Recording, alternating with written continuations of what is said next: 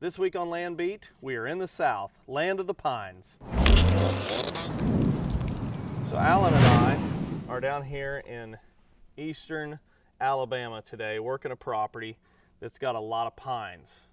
Landowner just recently bought this property in the last 12 months, and he's bought multiple parcels, pieced it all together to make a big chunk. And here we are trying to make a management plan to improve this property for wildlife as well as generate revenue from the timber.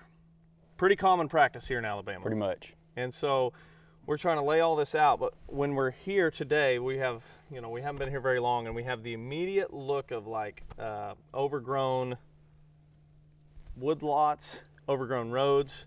And this is a common question where people would say, we used to have turkeys, but not as much anymore. Well, you can take one look and be like, well, we know one of the big issues, right? Yeah, literally no diversity, no food. It's just basically a barren wasteland on the ground of pine straw and leaves.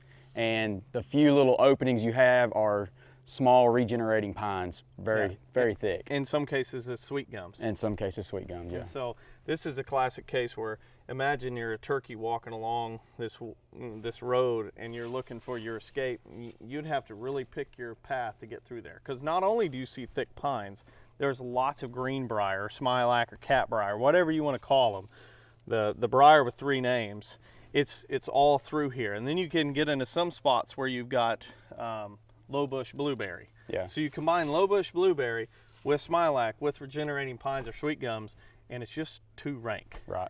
And even the leaf litter, without fires, probably not been on this landscape in the last 40 or 50 years, and so like the leaf litter is even detrimental to the turkey poults in this scenario. Yeah, you got to wade leaf litter, you got to wade through everything else. And so this is a classic case. I mean, you're in Alabama and you do a lot of work in the southeast for us. So when you look at the South, I always, if we go north and we say for whitetail deer, we go to the north, we're dealing with winter months and limited food. There's not a lot of woody browse. But then you go in the South and you say from a turkey or quail perspective, many cases it's too rank. Yeah. Fire's not been utilized nearly enough. And in some cases, even a 3-year fire rotation, by year 3, it's too rank again. Right, and then also the lack of the timber production. We're seeing areas that were cut hard like 40 or 50 years ago, and then no management has done behind the timber harvest. So now we've got really, really tall trees, or maybe all even age trees, just completely shading out the ground. And so luckily this landowner has the opportunity to come in here and actually make a timber harvest to get most of his habitat back, and then start a really good fire regime to kind of maintain all of that and promote that forb and herbaceous layer that we're looking for turkeys. So moving forward on a spot like this, the prescription that we're going to say is immediately we can come in here with a skid steer and a grinder head or a major bush hog and knock these roads back.